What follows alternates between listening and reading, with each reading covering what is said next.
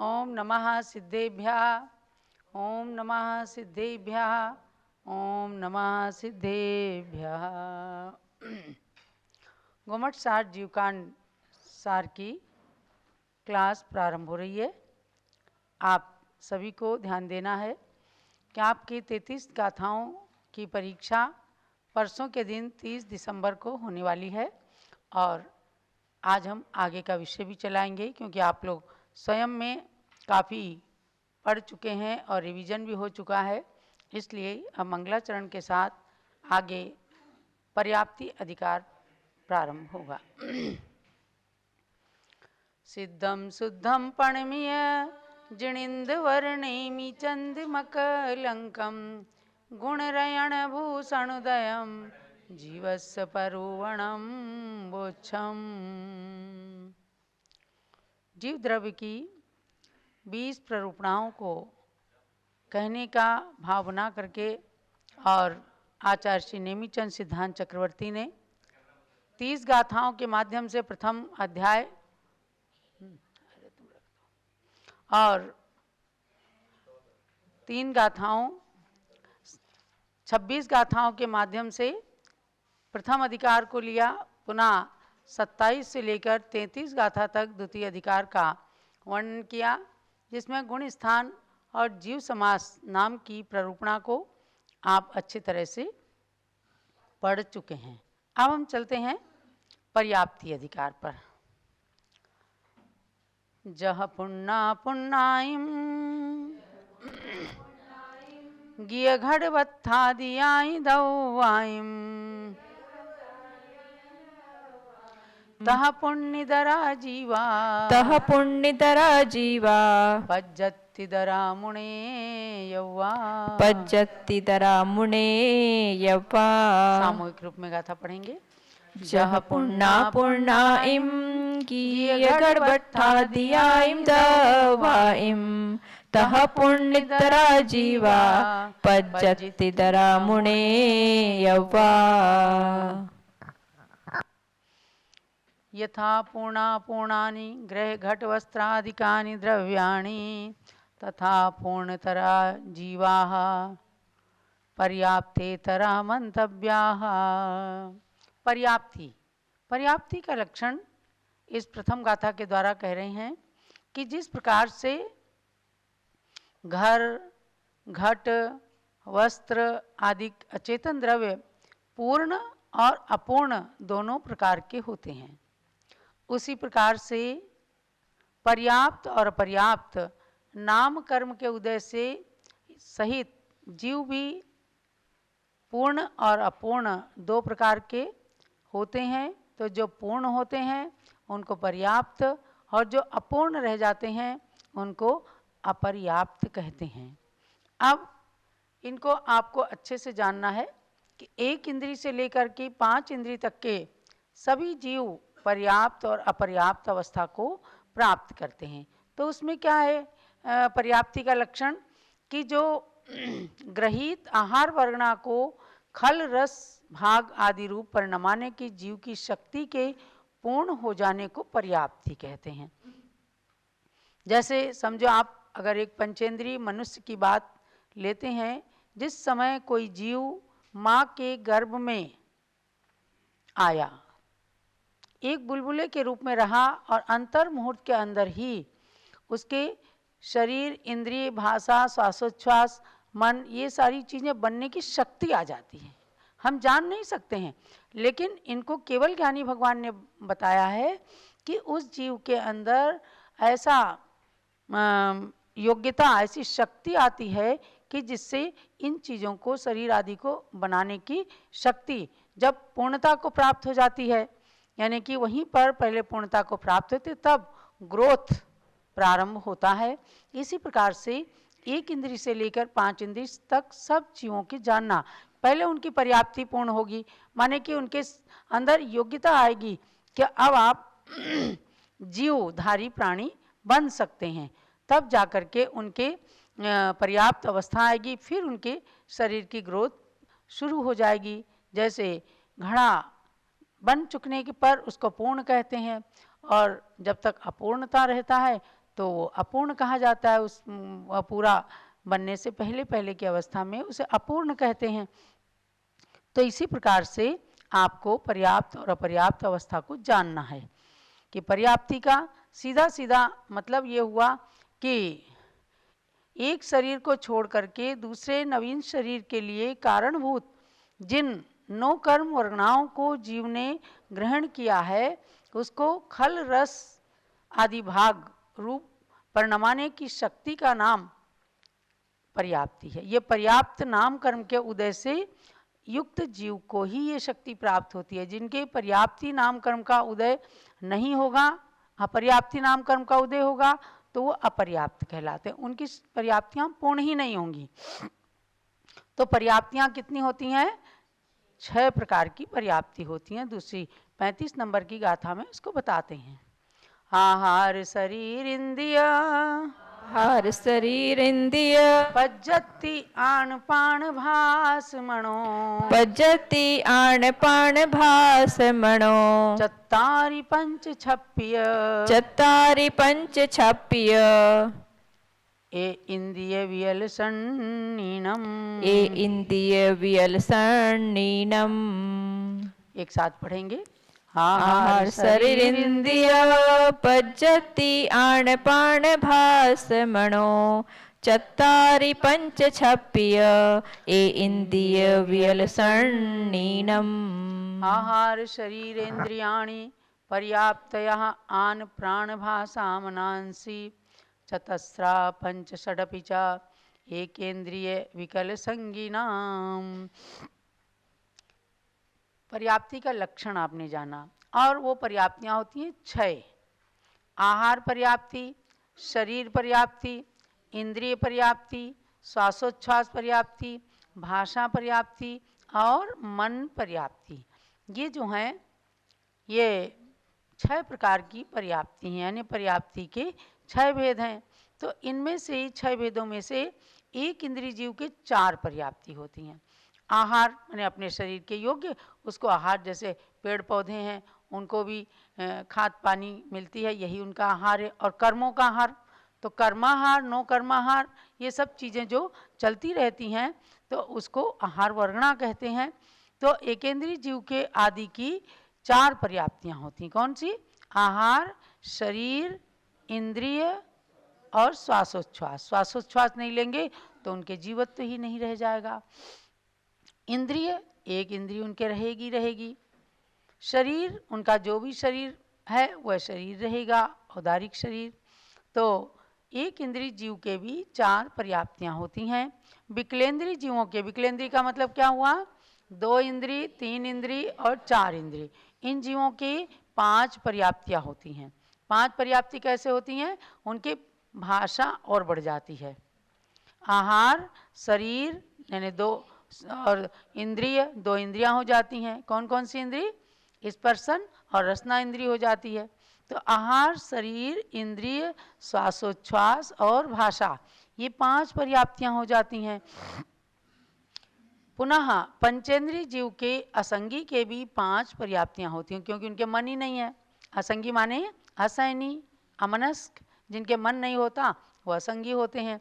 तो पंचेंद्रिय असंगी जीवों के 5 पर्याप्ति होती हैं और पंचेंद्रिय संगी जीवों के 6 पर्याप्तियां होती हैं। आहार, शरीर, इंद्रिय, श्वासोच्छ्वास, भाषा और मन, ये 6 पर्याप्तियां होती हैं। माने हम सब लोगों के, आपके, हमारे ये 6 पर्याप्तियां हैं। जब हम माँ के गर्भ में आए, अंतर मुहूर्त के अंदर हमारे शरीर के योग्य पुद्गल वर्गणाओं को ग्रहण करने की शक्ति की पूर्णता हुई, बस हम पर्याप्त हो गए। और वही पर्याप्तियां पूर्ण होने के बाद धीरे धीरे 9 महीने तक शरीर का आकार बना और हम सब ने 9 माह के बाद माँ के गर्भ से जन्म लिया। मनुष्य गति प्राप्त करके इन 6 पर्याप्तियों को पूर्ण करके और अपनी जिन पर्याप्तियों को हमने प्राप्त किया है उनको, उनकी सदैव उनका सदुपयोग करने की इच्छा रखना। जो इंद्रियां हैं, अपनी एक एक इंद्रिय का सदुपयोग कीजिए। आँखें हैं, आँखों से बुरी चीज़ नहीं देखना, कान से बुरी बात नहीं सुनना, जिह्वा इंद्रिय से बुरे शब्द नहीं बोलना, अभक्ष भक्षण नहीं करना, लेकिन लोग नहीं समझ पाते कि हमें बड़ी दुर्लभता से ये पर्याप्तियाँ मिली हैं, ये इंद्रियाँ मिली हैं, हम उनका सदुपयोग करें ताकि आगे आने वाले समय में, अरे भाई देखो आप कटु शब्द बोलोगे, आगे आप जो है बिल्कुल मौन रह जाओगे, मूक हो जाओगे, बधिर बन जाओगे, बहरे बन जाओगे। आज कितने लोग हैं गूंगे बहरे हो जाते हैं, आँखों से नहीं दिखता, जन्मांध हो जाते हैं, सूरदास कहते हैं उनको। तो इन सबको पढ़ने का सार यही है कि हम प्रत्येक इंद्रिय का सदुपयोग करें, दुरुपयोग ना करें, क्योंकि मजाक मजाक में कई बार इस प्रकार से हो जाता है कि हम उसका सदुपयोग करने की स्थिति को समझ ही नहीं पाते, इतने इग्नोरेंट रहते हैं। तो फिर उस अज्ञान अवस्था को छोड़ने के लिए, ज्ञानी बनने के लिए ही पुस्तक का सहारा लिया जाता है।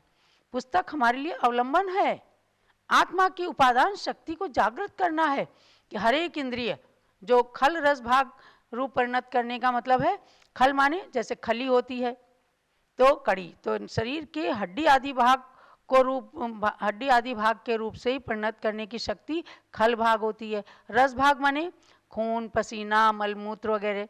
नरम भाग को रस, तो खल और रस रूप परिणमाने की पर्याप्त नामकर्म के उदय से युक्त जीव की शक्ति के पूर्ण हो जाने को आहार पर्याप्ति कहते हैं।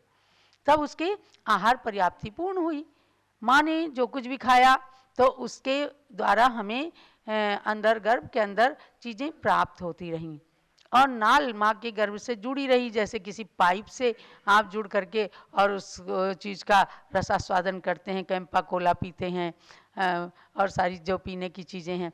ऐसे ही माँ की गर्भ में बच्चे की नाभि स्थान से नाल जुड़ी हुई जो होती है, उससे माँ की सब चीज़ें, खाई हुई चीज़ें आपके पास में, हमारे पास में पहुँचती हैं, तभी हम लोग पूरे अवयवों को प्राप्त करके और जन्म ले सकें।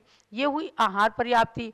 उनमें से खल भाग को हड्डी आदि कठोर अवयव रूप और रस भाग को खून आदि द्रव यानी नरम पतले पदार्थ उनके अवयव रूप परिणमाने की शक्ति के पूर्ण होने को शरीर पर्याप्ति कहते हैं। कहीं नरम होता है, कहीं कड़क होता है, तो ये सब खलरस भाग रूप परिणमन कराने की शक्ति का नाम है। ये पर्याप्ति पूर्ण हुई, समझो आगे आगे का शरीर पूरा होता चला जाता है।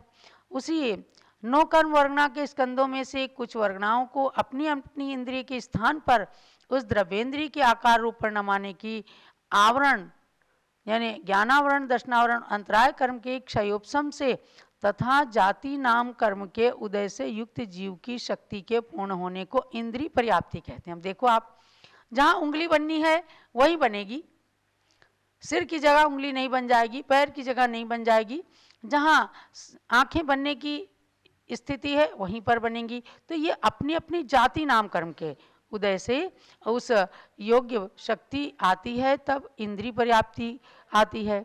इसलिए कहा है कि जो कुछ करना है सो कर लो, सुकृत तरुण अवस्था में, पैसा पास निरोगी काया, इंद्रिय ठीक व्यवस्था में। पता नहीं कब आंखों की रोशनी चली जाए, पता नहीं कब कहाँ शरीर में क्या रोग आ जाए, पता नहीं कब कानों से सुनना बंद हो जाए, तो कर न सकोगी फिर तुम कुछ भी, बल पौरुष थक जाने पर, और आग लगी कुटिया में फिर क्या होगा कुआं खुदाने पर। तो भव्यात्माओं, ये पर्याप्तियाँ बड़ी महत्वपूर्ण हैं, हमारे सबके पास हैं, लेकिन पास में होते हुए भी जैसे तिजोरी के अंदर छिपे धन को नहीं जान पाने से भिखारी बन करके कोई घूमता है, ऐसे हम सब के पास इतनी कीमती कीमती चीज़ें हैं और उनका हमें सदुपयोग करना है। ऐसे श्वासोच्छ्वास रूप परिणमाने की जो जीव की शक्ति है तो उसको श्वासोच्छ्वास पर्याप्ति कहते हैं। बोलने रूप स्वर नाम कर्म के उदय से जो जीव की शक्ति पूर्ण होती है उसको कहते हैं भाषा पर्याप्ति। और मनोवर्गणाओं को द्रव्य मन के आकार रूप परिणमाने की जो 9 इंद्रियावरण वीर्यांतराय कर्म के क्षयोपशम से युक्त जीव की शक्ति को मनः पर्याप्ति कहते हैं। मन बड़ा आवश्यक होता है और इस प्रकार से 6 पर्याप्तियों की बात आपको बताई गई है। ये पर्याप्ति अधिकार ही है, इसमें केवल 3 गाथाएं हैं और आज हमने 2 गाथाओं के माध्यम से आपको पर्याप्ति का लक्षण और पर्याप्ति के भेद और उनके स्वरूप को बताया है। अब हम आगे चलते हैं दूसरे विषय की ओर हम चल रहे हैं। कौन सा विषय? संस्कृत व्याकरण। संस्कृत व्याकरण आपने कल खूब अच्छे से सुना, यानी स्वर संधि का प्रकरण चल रहा है। देखो स्वर संधि में कल आपने मनीषा, लांगलीसा, हलीसा इन दो शब्दों की संधि करके और नियम को जाना था। अब आज हम आते हैं मनस प्लस ईसा। आप देखो ये मनस प्लस ईसा, तो मनस में सा में हलंत है और ईशा है, तो इस प्रकार से इसको हम आगे ले चलते हैं कि सूत्र लगता है मनसः सस्य च, मनसः सस्य च, मनसः सस्य च, मनसः सस्य च। इस सूत्र का अर्थ है कि ईशा आने पर, यानी ईशा आगे आने पर और मनस के अस का लोप हो जाता है। मनस के अस का लोप, देखो इसको पहले अनतिक्रम्यन विश्लेषित से ऐसे किया, मन इसमें से अस निकाल दिया, ईशा। अब ईशा के आने पर मन के अस का लोप कर दिया, तो क्या बचा? मन प्लस ईशा। ये सूत्र लगा ना, तो इससे हो गया लोप और मन ईशा। फिर बाद में इसमें सूत्र लगता है कि व्यंजन मस्वरम परवर्णम नयेत, व्यंजन मस्वरम परवर्णम नयेत, तो बन गया ये स्वर रहित व्यंजन जो है इसमें ई मिल गया, तो बन गया मनीषा। मनीषा बहन जी जो है रोजाना हमारे जूम में खूब अच्छे से सीखती हैं, बड़ौद के मनीषा जी, और अपने भाव भी व्यक्त करती रहती हैं। तो मनीषा आप जान लेना, मनीषा माने होती है अच्छी बुद्धि। तो बुद्धिमान जो मनीषा शब्द को बनाया ऐसे बनाया, मनस प्लस ईसा, यानी मन से बुद्धि को धारण करने वाला। तो मनस प्लस ईसा को अस का लोप करके और मन प्लस ईसा रह गया, उसकी संधि कर दी तो मनीषा बन गया। अब उसके आगे चलते हैं हम, गंध प्लस उदकम, माला प्लस ऊढ़ा। तो देखो गंध प्लस उदकम है। अब इसको अनतिक्रम्यन विश्लेषित, बार बार आप सूत्र बोलेंगे ना तो आपके दिमाग में बैठ जाएगा, याद हो जाएंगे। कौन सा सूत्र लगा? अनतिक्रम्यन विश्लेषित, माने कि इनको अलग अलग हमने कर दिया। तो गंध का आ निकाल दिया, गंध का धा जो हलंत रहा और आ निकल गया, तो उदकम, गंध आ उदकम। उसके बाद देखो सूत्र लगता है उवर्णे ओ, उवर्णे ओ, उवर्णे ओ, उवर्णे ओ। बहुत सरल व्याकरण है। एक एक शब्द को सिद्ध करने के लिए एक एक सूत्र का प्रयोग किया है। उवर्णे ओ माने कि आगे ऊ के आने पर गंध के आ को ओ हो जाता है, उवर्ण को ऊ को ओ हो जाता है। तो अब इसको गंध के धा को हलंत किया, इसमें आ निकाला, उदकम हुआ, फिर इस आ को ओ हो गया, इस आ को ओ हो गया और ऊ का लोप हो गया। समझ लेना, ऊ का लोप हो गया, इस ऊ का लोप हो गया तो दकम बचा केवल। तब इसकी संधि हो गई व्यंजन मस्वरम परवर्णम नयेत। ये स्वर रहित व्यंजन में इसमें ओ जो है वो जुड़ गया और दकम, गंधोदकम। जो गंधोदकम बना, उदक माने जल और गंध माने सुगंधित। अच्छा, भगवान की मस्तक पर गिरा हुआ जल, नमन किया हुआ जल, उसको कहते हैं गंधोदक। तो ये गंध प्लस उदकम गंधोदकम बन गया। तो ये कौन से सूत्र से बना? उवर्णे ओ। और बाकी आपको पहला सूत्र तो प्रयोग करना ही पड़ेगा अनतिक्रम्यन विश्लेषित से। पहले एक एक शब्द को अलग अलग कर लिया, क्योंकि संधि किसकी करेंगे भाई? कपड़ा फटता है उसके बाद सिला जाता है, तो पहले एक एक की को अलग करना, इसका नाम है विग्रह, विच्छेद, और उसके बाद संधि। तो गंध प्लस उदकम आ को ओ हो गया, और ऐसे क्या कह देते हैं इसको? गुण संधि कह देते हैं कि आ और ऊ मिलके ओ हो गया। पर विधि ये है कि गंध के आ को ओ हुआ और ऊ का लोप हो गया, तो गंधोदकम बन गया। अब हम आगे चलते हैं, मालोढ़ा। मालोढ़ा क्या है? देखो, हाँ, माला प्लस ऊढ़ा, माला प्लस ऊढ़ा। तो माला प्लस ऊढ़ा पहले इसको लिखा, फिर अब अनतिक्रम्यन विश्लेषित इस सूत्र से माल आ प्लस ऊढ़ा, तो उसको किया। अब उसके बाद क्या हुआ कि वर्ण ओ सूत्र से, वर्ण ओ सूत्र से ऊ को, वर्ण माने छोटा ऊ हो चाहे बड़ा ऊ हो, वर्ण है तो वहाँ पर छोटा ऊ था उदकम में और यहाँ ऊढ़ा में बड़ा ऊ है, तो इस ऊ के आने पर माल के आ को ओ हो जाता है और ऊ का लोप हो जाता है, तो इस आ को ओ किया गया, माल ओ प्लस ढा, तो फिर इसको व्यंजन मस्वरम परवर्णमयेत, इससे संधि कर दी तो माल ओढ़ा बन गया। एकदम सरल है ना, समझ में आया होगा। माला के आ को ओ कर दिया गया और ऊढ़ा के ऊ का लोप कर दिया गया, तो माल ओढ़ा बन गया। और जो बच्चों को पढ़ाते हैं इसको गुण संधि बोलते हैं, पर संधि गुण बोलें कुछ भी कहें, परंतु विधि आपकी ये है। अब उसके बाद एक और आते हैं हम, रिवर्ण, इसमें है तव प्लस रिकारः सा प्लस रिकारेण, क्योंकि उ के बाद आती है री री, तो री की संधि कैसे होती है, तो तव प्लस रिकारः किया।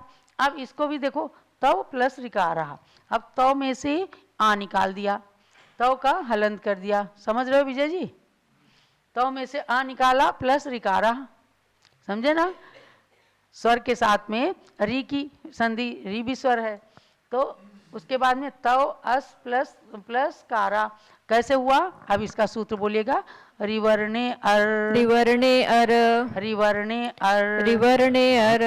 और रिवर्णे अर सूत्र क्या कहता है कि रिवर्ण के आने पर, कौन सा, ये रिकार का रिवर्ण, इसके आने पर इसके तव के आ को अर हो जाता है और री का लोप हो जाता है, री के आने पर इसका अर हो गया और तव अ प्लस रिकारा, ये हमने अलग अलग कर दिया, फिर इस आ को अर हो गया और इसको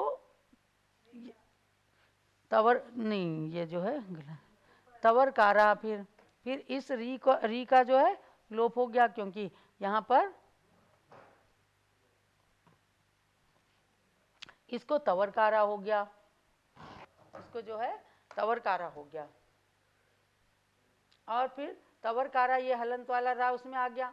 अब उसके बाद ये ऊपर कैसे चढ़ा, तो इसके लिए सूत्र आते हैं, आगे हम ले चलेंगे आपको कि रेफा क्रांतस्य द्वित्वम असिटोवा, इस सूत्र से होता है और इस रेफ रिकार को रेफ बन जाता है, जो नीचे होता है उसको र बोलते हैं और उसके नीचे होता है जो उसको रिकार बोलते हैं और ऊपर जो होता है इसको रेफ बोलते हैं, यानी यहाँ का रा जो है ये ऊपर चढ़ जाता है, तब तवर कारह बन गया। और एक बार द्वित्वम असिटोवा, जो 32 नंबर का सूत्र है, रेफा क्रांतस्य द्वित्वम असिटोवा, रेफा क्रांतस्य द्वित्वम असिटोवा। अब इसके ऊपर के सूत्र का थोड़ा अर्थ देखिएगा कि पुनः ये अर्थ रकार आदि व्यंजन से पूर्व में रहता है तो ऊपर से चला जाता है, तो ये का व्यंजन है उसके पहले रहा है तो ये ऊपर चला जाता है, और यदि व्यंजन से आगे रहता है तो नीचे चला जाता है, जैसे कृपा, तो ऐसे इसमें जो है का व्यंजन है, का से पहले र है हलंत, इसको ऊपर कर दिया तो ये हो गया तवरकारा। और सीढ़ी रेफाक्रांत है द्वित्वम असिटोवा, इस सूत्र से कहा है कि विकल्प से ये रा रेफ होने पर का को द्वित्व हो जाता है, यानी 2 बार का लिखा जाता है।